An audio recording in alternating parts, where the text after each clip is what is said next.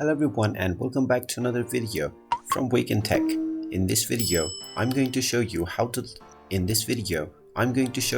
to sign up and create a new account on WeChat. So let's get started right away. First of all, open up the WeChat application on your device and then tap on the sign up button from the homepage. You now have two different options. You can either sign up using your Facebook or your phone number. Tap on either one of the options that is suitable for you, and now you can enter your name and choose a profile picture right away.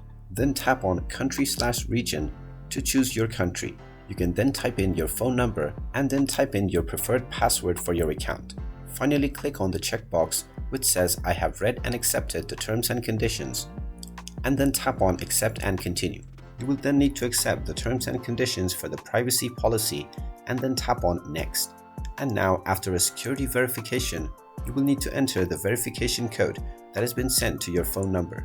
After entering the verification code, tap on the next button, and now you will be signed up to your account on WeChat. And there you have it.